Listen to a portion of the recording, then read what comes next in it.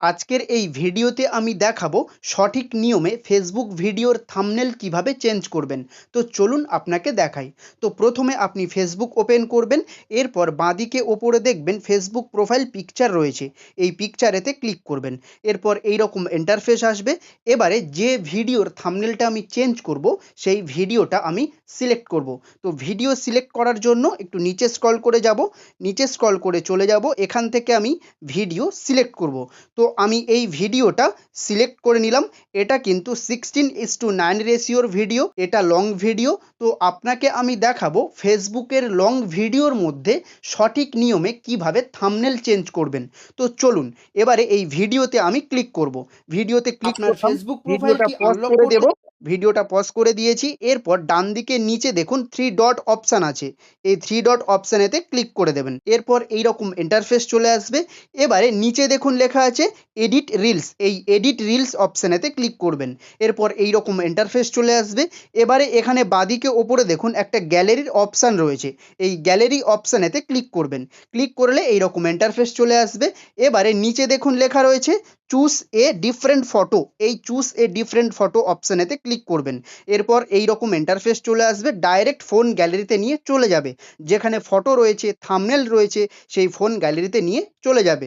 দেখতে পাচ্ছেন আমার কিন্তু ডাইরেক্ট ফোন গ্যালারিতে নিয়ে চলে এসছে। তো এখান থেকে আমি থাম্বনেলটা সিলেক্ট করব। যে ভিডিওটা আপনাকে দেখিয়েছি ওই ভিডিওর যে থাম্বনেলটা আমি চেঞ্জ করব, সেই ভিডিওর থাম্বনেল আমি এখান থেকে সিলেক্ট করব। তো আপনিও এইরকম ভিডিওর থাম্বনেল আগে থেকে বানিয়ে রাখবেন। লং ভিডিওর থাম্বনেলের জন্য 16:9 রেশিও, আর ফেসবুক রিলস ভিডিওর জন্য 9:16 রেশিও। তো আমি যেহেতু ফেসবুকের লং ভিডিওর থাম্বনেল চেঞ্জ করে দেখাচ্ছি, তো ওই জন্য 16:9 রেশিও থাম্বনেল আমি আগে থেকে বানিয়ে রেখেছি। তো আমি সেই থাম্বনেলটা সিলেক্ট করব। তো আমি এখানে এই থাম্বনেলটা সিলেক্ট করব। আমি এই থাম্বনেলে ক্লিক করে দিলাম। ক্লিক করার পরে এখানে দেখতে পাচ্ছেন থাম্বনেলটা অ্যাড হয়ে গেছে।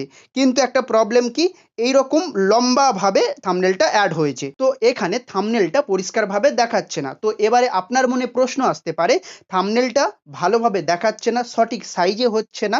তো এবারে আমি বলছি আপনি ধৈর্য ধরে ভিডিওটা দেখতে থাকুন।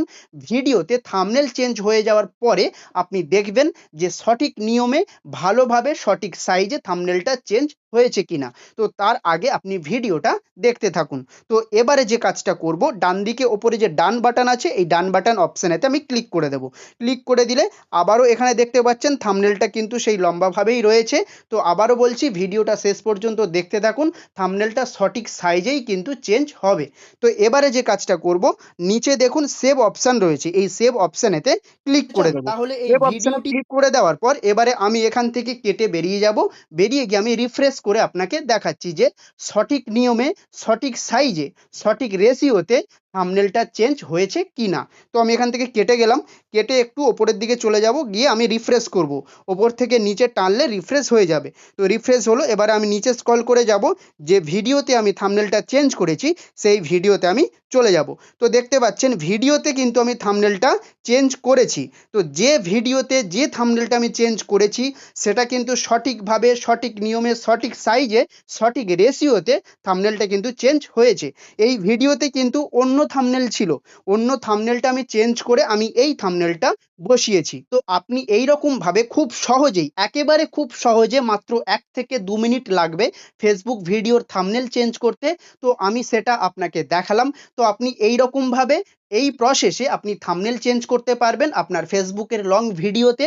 তো আশা করছি ভিডিওটা আপনার হেল্পফুল মনে হবে। ভিডিও হেল্পফুল মনে হলে একটা লাইক করে দেবেন। আর এই রকম ইনফরমেটিভ ভিডিও দেখতে হলে এই চ্যানেলটি সাবস্ক্রাইব করে রাখবেন। আর আপনি আপনার ফেসবুকের লং ভিডিওতে সঠিক নিয়মে থাম্বনেল চেঞ্জ করতে পেরেছেন কিনা সেটা অবশ্যই কমেন্টে জানিয়ে যাবেন। তো ভিডিওটা এখানেই শেষ করছি। দেখা হচ্ছে নতুন কোনো এক ভিডিওতে। ধন্যবাদ।